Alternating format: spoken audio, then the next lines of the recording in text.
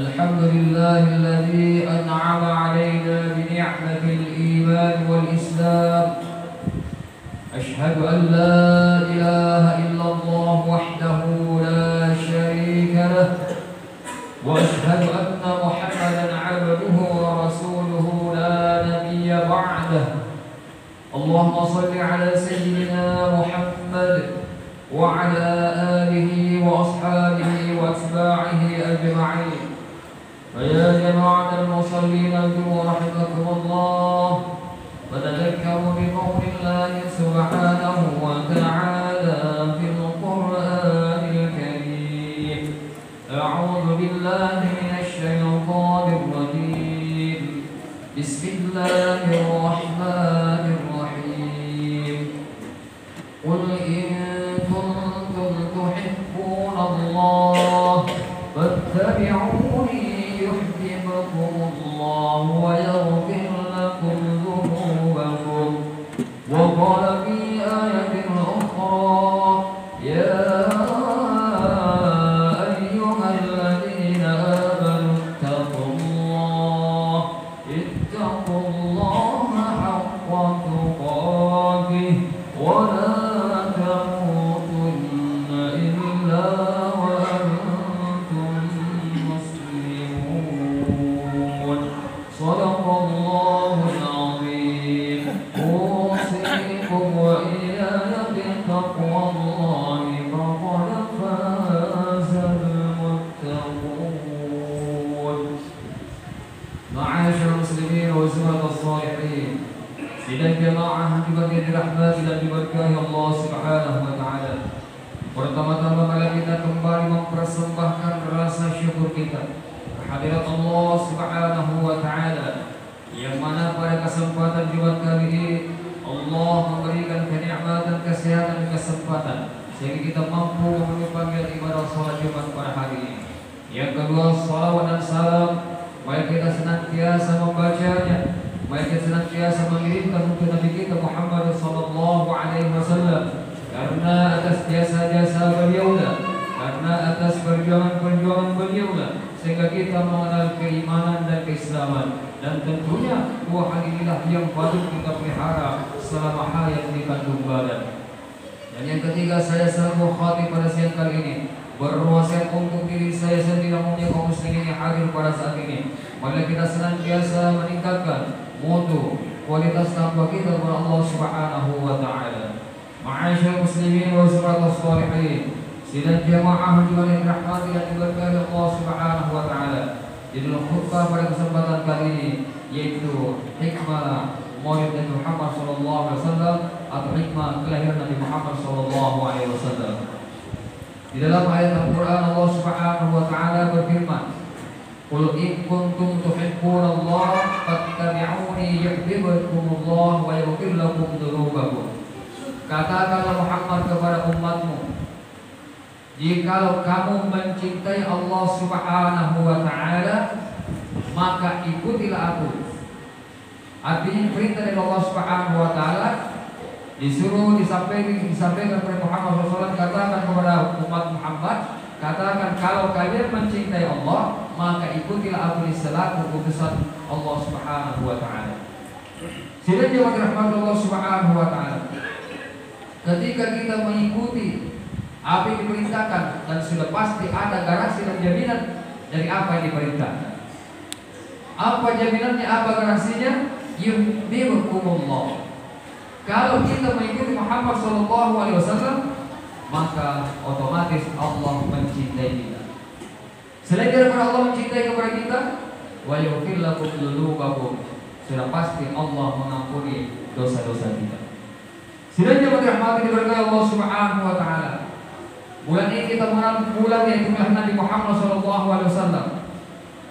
Kalau sesuai dengan tanggalnya itu pada hari Sabtu besok tanggal 12 Rabiul Awal. Menurut catatan tarikh ataupun riwayat ataupun sejarah. Yang pertama hikmahnya kelahiran Nabi Muhammad SAW.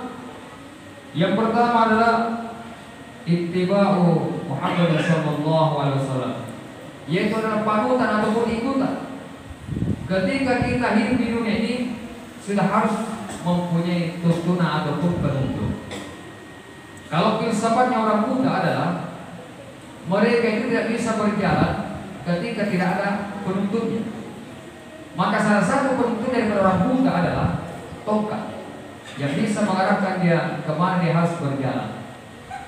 Maka bagaimana kita melalui kehidupan dunia ini sudah harus mempunyai tuntunan yaitu dari Nabi Muhammad SAW supaya kita mengikuti beliau SAW. Ini yang pertama. Sesuai dengan ayat Allah Subhanahu wa taala tadi, maka ikutilah aku. Kata Allah Subhanahu wa taala, ikuti, suruh ikut kepada kamu Muhammad sallallahu alaihi wasallam. Kemudian selanjutnya yang kedua hikmahnya kelahiran Nabi Muhammad SAW, yaitu agar kita semakin menumbuhkan cinta kita kepada Nabi Muhammad SAW. Kita manusia ini pasti cinta kepada manusia. Namun yang lebih berhak untuk dicintai adalah Allah Subhanahu wa taala. Yang kedua Rasulullah. Kemudian yang kedua adalah kedua orang tua. Maka ketika semakin kita mendengarkan daripada sirah Nabawi ataupun perjalanan Nabi Muhammad SAW, maka semakin menumbuhkan cinta kita kepada beliau sallallahu alaihi wasallam dan semakin ada rindu kepada beliau sallallahu alaihi wasallam. Dan tentunya aplikasi dan realisasi dan implementasi mencintai baginda Muhammad SAW, tentunya kita bisa menjalankan apa yang dilakukan oleh Nabi Muhammad SAW. Tentunya juga adalah sunnah-sunnah yang beliau ajarkan kepada kita. Sudah jauh dirahmati diberkahi Allah Subhanahu wa taala. Kemudian hikmah selanjutnya adalah supaya kita senantiasa melestarikan membaca salawat kepada Muhammad SAW. Bukan berarti mengadakan di maulid baru kita membaca salawat, tidak. Yang namanya salawat di mana saja dan kapan saja kita membaca. Tetapi ada dalam ibadah-ibadah tertentu yang harus dilantunkan kalimat salawat. Seperti ketika kita dalam keadaan sholat, maka salah satu rukun daripada sholat adalah membaca salawat kepada Nabi Muhammad SAW. Dan membaca salawat kepada Muhammad adalah salah satu ibadah yang Allah perintahkan.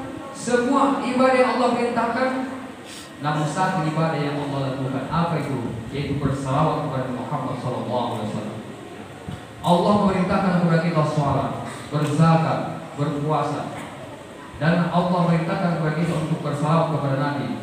Maka salah satu ibadah yang Allah perintahkan kepada kita, yang Allah juga lakukan dan malaikat juga lakukan adalah bersalawat kepada Muhammad SAW. Sebagaimana termaktub dalam Al-Quran, Innallaha wa malaikatahu yusholluna 'alan nabi ya ayyuhalladzina amanu shallu 'alaihi wa sallimu taslima. Sesungguhnya Allah dan para malaikatnya bersalawat kepada Nabi. Wahai orang beriman, bersalawat kepada Nabi dan ucapkanlah salam kepadanya. Sidang jamaah dirahmati Allah Subhanahu wa taala. Kemudian yang terakhir adalah hikmahnya kelahiran Nabi Muhammad SAW atau peringati kelahiran Nabi Muhammad SAW, yaitu adanya wasiat dari beliau sallallahu alaihi wasallam. Apa wasiat atau apa usaha yang beliau tinggalkan kepada kita? Kita sudah tahu hadisnya bahwa taraktu fiikum amrayn lan tadillu in tamassaktum bihima kitaballahi wa sunnata Rasulillah. Kata Nabi SAW, tinggalkan kepada kalian dua pusaka. Yang mana dua pusaka itu ketika kita berpegang teguh kepada dua pusaka tersebut, maka selama-lamanya kita tidak akan tersesat. Ketika kita berpegang kedua pusaka tersebut, yaitu Kitabullah Al-Quran dan hadis-hadis Rasulullah SAW, maka insya Allah kehidupan kita tidak tersesat, bahkan kita selalu dalam koridor yaitu jalan yang lurus. Sidang jamaah dirahmati Allah Subhanahu wa taala. Kesimpulan khutbah pada kesempatan kali ini, hikmah kelahiran Nabi Muhammad SAW atau hikmah memperingati hari raya ataupun hari kelahiran Nabi Muhammad SAW. Yang pertama, ini sebagian kita semakin mengikuti jejak Rasulullah SAW dan tentunya akhlaknya.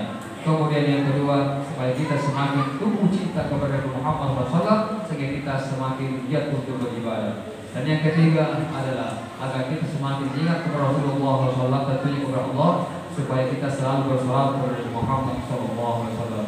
Dan yang terakhir adalah yaitu kita ingat bahwa Nabi Muhammad SAW meninggalkan kepada kita dua pusaka yang menjadi pedoman kehidupan kita. Semoga Allah Subhanahu wa taala menjalani selaku yaitu umat Nabi Muhammad SAW dan termasuk hamba Allah Subhanahu wa taala yang salih ibadah salih. Amin. Barakallahu li wa lakum fil Qur'anil azim wa nafa'ani wa iyyakum bima ayatil hakim wa taqabbal minni wa minkum tilawatahu innahu huwal ghafurur rahim wa qur rabbi